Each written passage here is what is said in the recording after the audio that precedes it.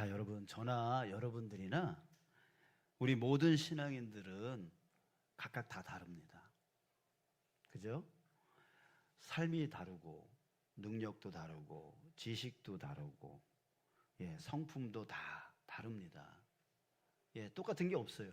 부부간에도 쌍둥이도 같은 게 전혀 없습니다. 그래서 그런 말 많이 해요. 아유, 당신은 그냥 똑같은 게 하나도 없어, 이런단 말이에요. 그거는 당연한 거죠. 당연한 거예요. 자, 여러분, 그러나 우리 모두에게 유일한 한 가지 공통점이 있습니다. 그 공통점이 뭐냐면 오늘 본문 말씀 8절에 예수님이 아주 중요한 말씀을 우리에게 해주셨는데요. 뭐라고 하시냐면, 자, 따라해 볼까요? 인자가 올 때에. 자, 여러분, 이 말씀이 너무 중요한 말씀이에요. 인자가 올 때에. 여기서 인자는 누구입니까? 바로 예수님이죠. 예수님이 올 때에 무엇을 우리에게 알려주고 있습니까? 예수님이 다시 오신다는 거예요. 예수님이 다시 오신다는 것을 우리에게 알려주고 있습니다. 그러니까 여러분, 예수님이 이 부분에 대해서 십자가에 죽으시기 이전에 누누이 제자들에게 계속해서 말씀해 주셨죠. 요한복음 14장 3절에서 보면, 가서 너희를 위하여 거처를 예비하면 내가 다시 와서 너희를 내게로 영접하여 나 있는 곳은 어디입니까? 바로 우리가 말하는 천국, 하나님의 나라, 바로 그곳이죠. 너희도 있게 하리라. 그러니까 예수님은 우리에게 다시 올 것에 대한 약속을 분명하게 해 주셨습니다. 자, 그러기에 우리 모든 신앙인들의 그 유일한 하나의 공통점은 뭐냐면, 다 달라도 유일한 공통점 하나는 뭐냐면 바로 예수님이 다시 올 때를 기다리는 자다, 이거예요. 저도 여러분들도 똑같이 예수님이 다시 오실 때를 기다리는 자다. 그런데 보십시오. 예수님이요, 아주 무서운 말씀, 두려운 말씀을 하고 계십니다. 8절 다시 한번 볼게요. 그러나 인자가 올 때에 세상에서 믿음을 보겠느냐 하시니라. 인자가 다시 오시는데, 예수님이 다시 오시는데 그때에 세상에서 믿음을 보겠느냐. 무슨 뜻이죠? 그때까지 믿음을 지키고 있는 자가 있겠느냐라고 하는 거예요. 아예 없다는 말씀이 아니라 아주 적다는 얘기예요. 그때까지, 예수님이 오실 때까지 믿음을 지키고 있는 자는 극소수에 불과할 것이다 라고 하는 말씀을 하고 계세요. 여러분, 저는 이 말씀을 보면서 두려움을 갖습니다. 무섭다는 생각을 갖습니다.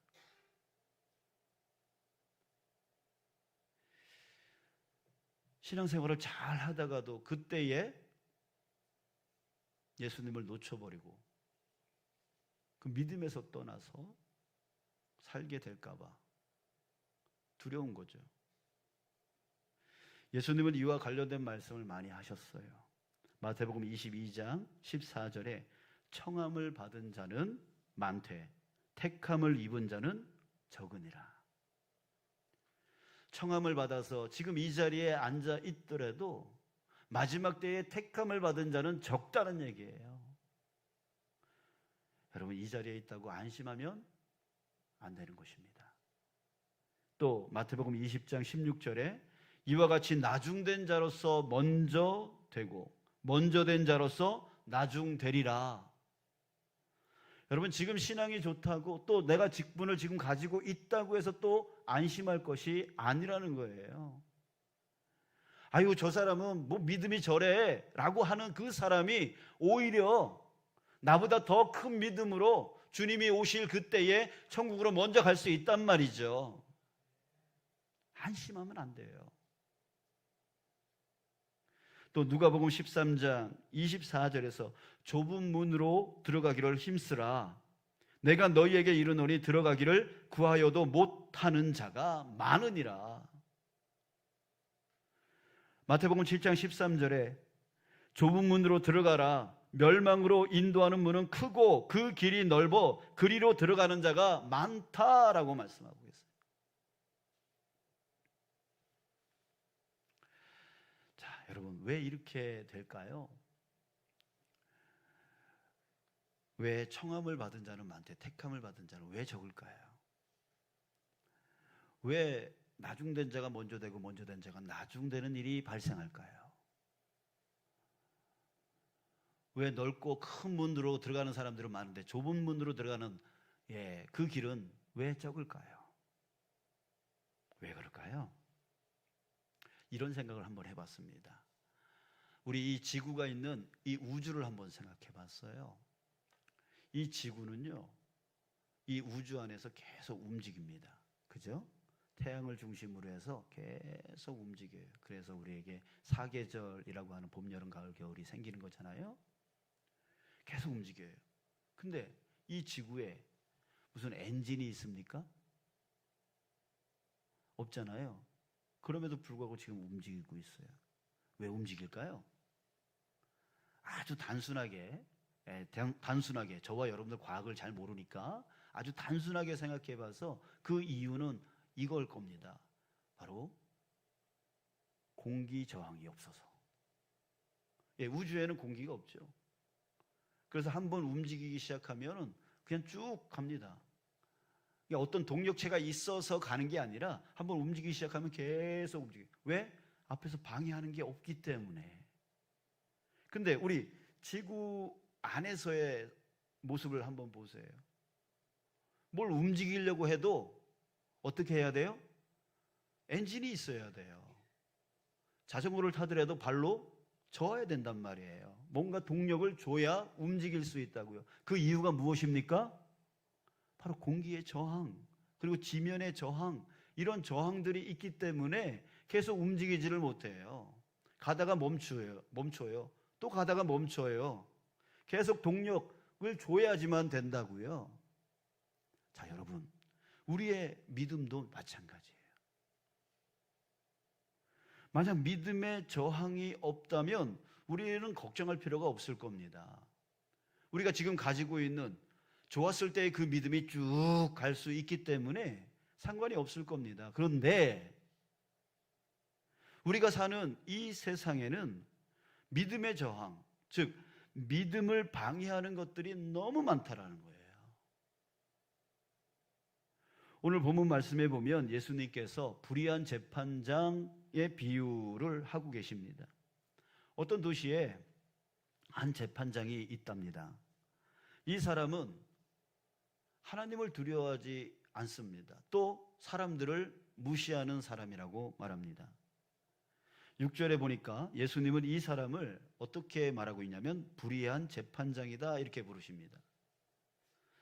자, 이 사람의 속성이 불의하다라고 하는 건데, 불의라고 하는 말은 종교적인 혹은 경건한의 의미와는 정반대의 것, 새 속성을 말하고 있습니다. 따라서 이 사람은요, 완전히 세상적인 의미에서의 소위 우리 그런 말 많이 하잖아요. 저 사람은 속물이야, 이런 말 하잖아요. 이 불의한 재판장은 속물이에요. 예수님은 그의 성격을 이중적으로 표현하고 있는데요. 첫 번째, 그는 하나님을 두려워하지 않았다 이렇게 말하고 계세요. 즉 하나님의 그 심판, 죄에 대한 하나님의 심판을 대수롭지 않게 생각하고 있다는 얘기죠. 또 그가 사람을 무시했다라고 말씀하십니다. 자, 이것은 그의 부패한 삶을 엿볼 수가 있게 하는데요. 주로 고아와 과부같이 힘없고 보잘것없는 사람들을 멸시하고 그들의 권리를 보호하지 않는 것을 의미합니다. 불의한 재판장의 이러한 모습은 권력을 가진 자의 전형적인 모습입니다. 권력을 가지면 두려워하지 않아요. 자신의 그 권력이 하나님으로부터 주어진 것이다라고 하는 생각을 전혀 하지 못하고 오히려 그 권력을 갖고 사람들을 무시하고 사람들을 핍박하는데 사용하려고 하지요. 그래서 자기보다 높은 위치에 있는 사람들한테는 아부를 하지만 자기보다 아래에 있는 사람들에게는 억압을 하고 자기 마음대로 하려고 하는 것. 그게 누구예요? 그게 누구예요? 자, 손을 들고 자기 가슴을 치면서 접니다. 그게 맞아요. 힘이 없어서 가만히 있는 거지. 여러분, 교회에서 구역장만 해도 막 자기 마음대로 하려고 하는 그런 마음 들지 않아요?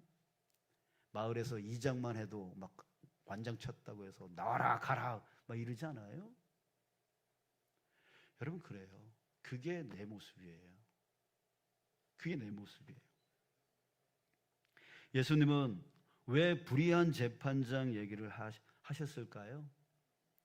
불의한 재판장은 바로 누굴 얘기하냐면 바로 우리가 살고 있는 이 세상을 말하고 있는 겁니다.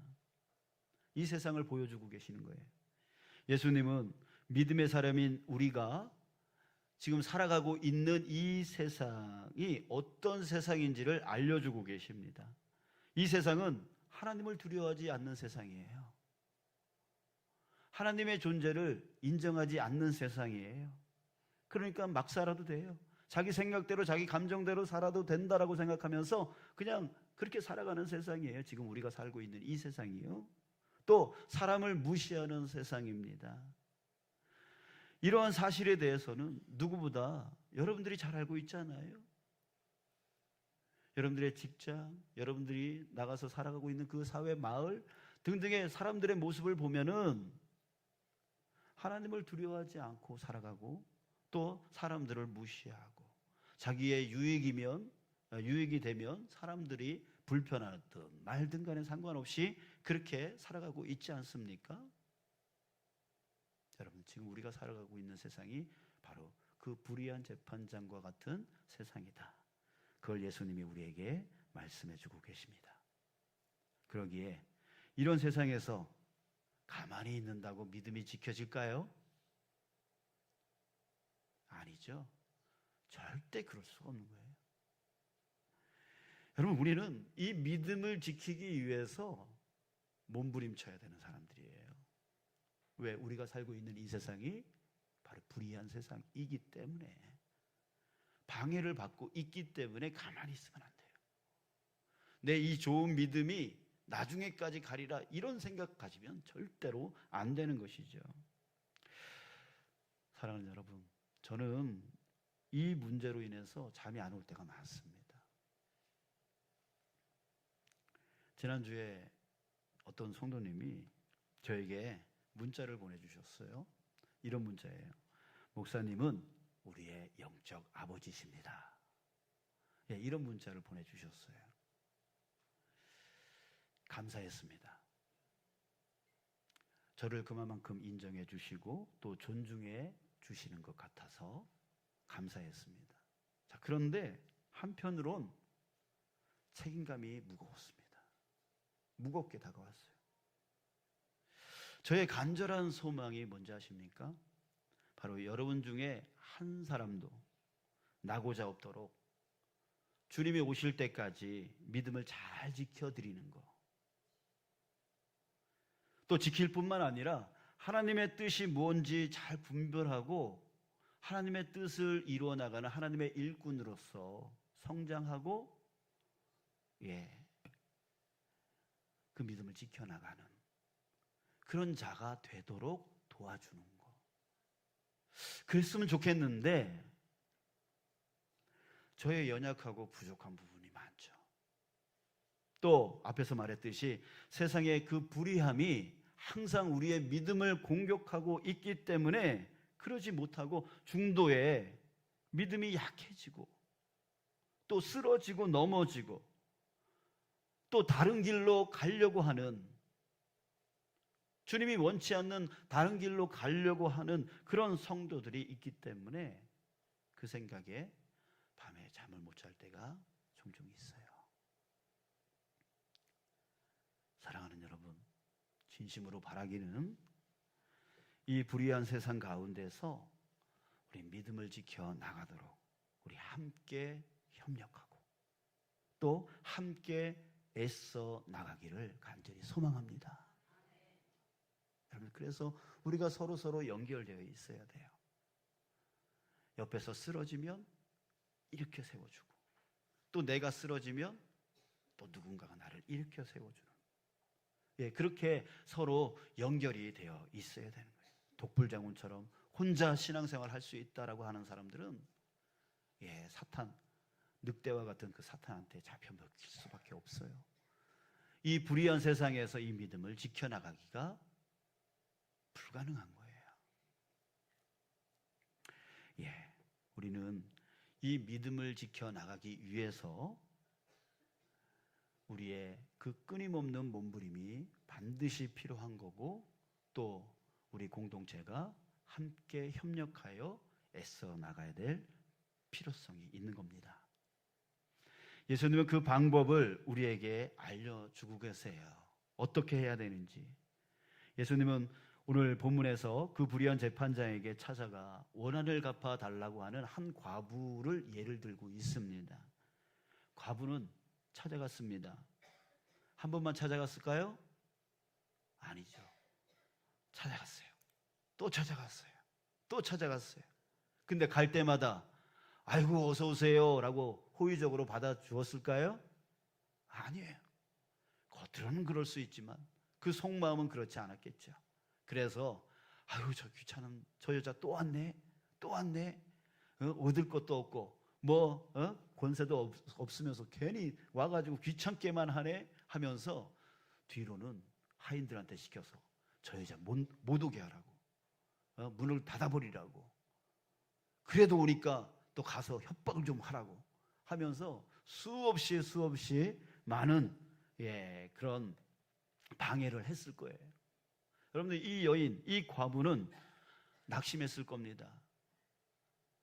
그때마다 그 방해에 부딪힐 때마다 낙심했을 거예요. 아, 내가 그만둬야 되나? 그만둬야 되나? 내가 이제는 가지 말아야 되나? 자, 그럼에도 불구하고 과부는 또 찾아오고 또 찾아왔다라고 예수님이 말씀하십니다. 자, 5절을 보겠습니다. 그 불의한 재판장이 이렇게 말합니다. 이 과부가 나를 번거롭게 하니 내가 그 원한을 풀어주리라. 그 원한을 풀어준대요. 응답을 해주겠대요. 왜? 그렇지 않으면 늘 와서 나를 괴롭게 하리라. 여러분, 그런데 지금 예수님이 이 비유에서 말씀하시려는 것은 재판장, 그 불의한 재판장이 응답을 해주는 걸 보여주려고 하는 게 아니에요. 그 다음에 7절에서 주님께서 곧바로 하시는 말씀이 있습니다. 우리 함께 읽을까요? 시작. 하물며 하나님께서 그 밤낮 부르짖는 택하신 자들의 원한을 풀어주지 아니하시겠느냐? 그들에게 오래 참으시겠느냐? 8절. 내가 너희에게 이르노니 속히 그 원한을 풀어주시리라. 아멘. 자, 불의한 재판장에게서 시각을 확 돌리십니다. 누구에게로? 하나님에게로. 이 과부가 불의한 재판장에게 찾아가고 또 찾아가고 또 찾아갈 때마다 낙심이 찾아올 수밖에 없는 그런 상황이에요. 그럼에도 또 찾아가니까 그 불의한 재판장까지도 귀찮다고 힘들다고 들어준다라고 하는 거죠. 그러면서 시각을 확 돌려서 하나님은 그러지 않다. 하나님은 절대 그러지 않다. 너희를 택하신 그 하나님은 너희에게 속히 원한을 풀어줄 것이다. 응답해 줄 것이다. 뭐 하라는 얘기예요? 하나님을 바라보라는 얘기죠.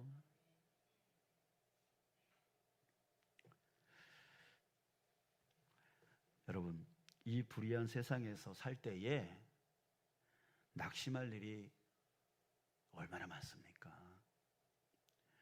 때로 육신의 질병 때문에, 낙심이 올 때가 있죠. 또 마음의 상처 때문에 낙심이 올 때가 있습니다. 또 생활고 때문에 낙심이 찾아올 때 있어요. 이 외에도 수많은 그런 낙심의 이유들이 각자에게 있을 겁니다. 여러분, 그때 우리는 어떻게 반응을 해야 됩니까? 낙심해서 쓰러져야 됩니까? 낙심해서 쓰러져야 돼요? 그렇지 않다는 거예요. 우리에게 누가 있어요? 바로 하나님이 계시잖아요. 불의한 재판장도 찾아가고 또 찾아가고 또 찾아갔을 때 귀찮다고 들어주는데 우리에게는 누가 계세요? 나를 택해 주신 사랑의 하나님, 능력의 하나님이 계시잖아요. 그 하나님이 계시잖아요. 그러니까 낙심해서 쓰러져야 되겠어요? 아니잖아요. 우리에게는 나를 택하여 주신 사랑의 하나님, 능력의 하나님이 계시는데 왜 쓰러집니까? 그분이 계시는데요. 그래서 예수님이 첫 절에서 뭐라고 하세요? 이 비유를 왜 주신다 그래요? 기도하고 낙심하지 말 것에 대해서 비유로 말씀하셨다 그랬어요. 여러분, 우리에게 뭐 하면 되는 거예요?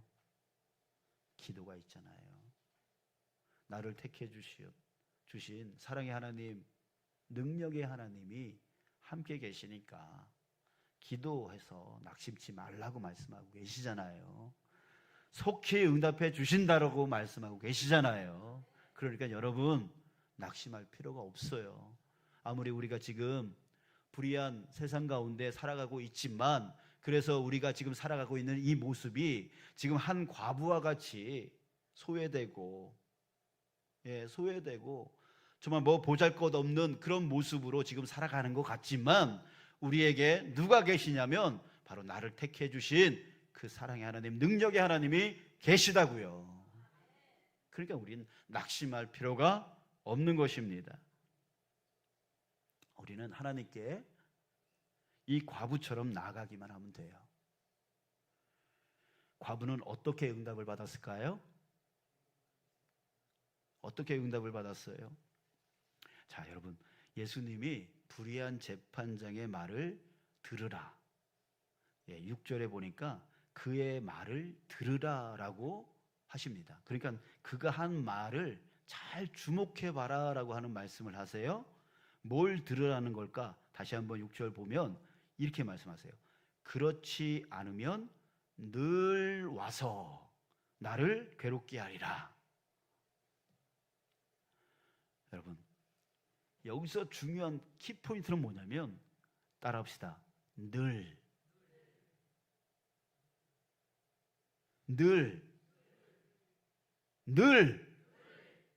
이거예요.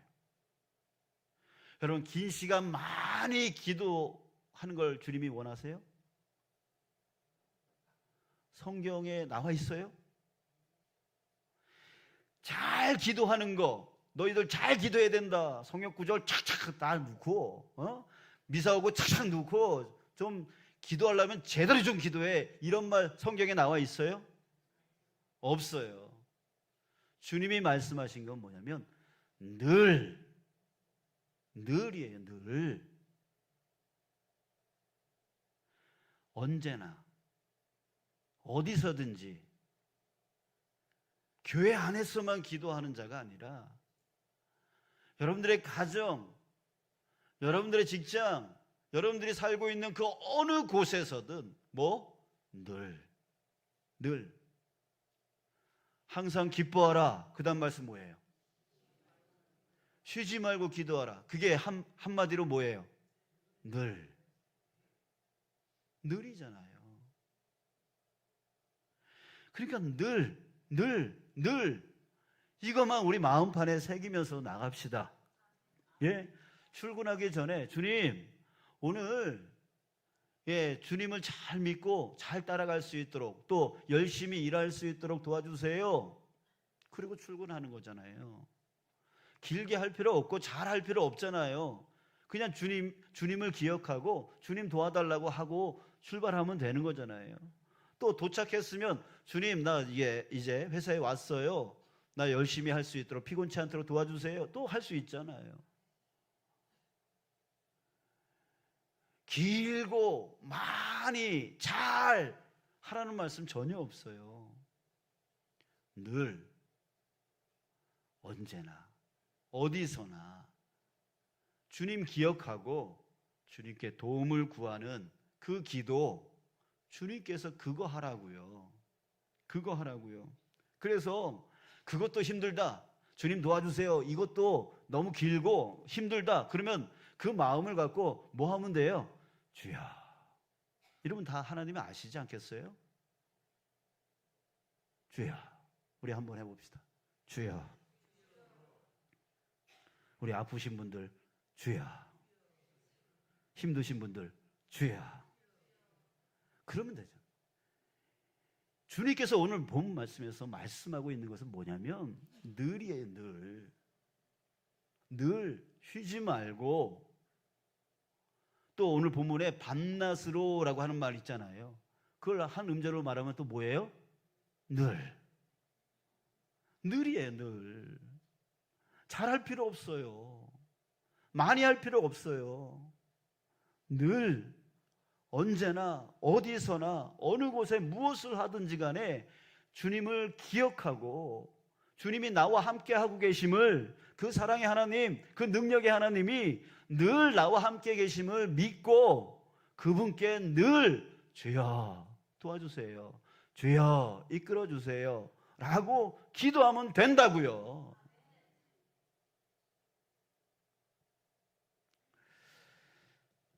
그리고 여러분, 왜 우리가 이렇게 기도해야 된다고 했습니까? 왜 이렇게 기도해야 된다고 했어요?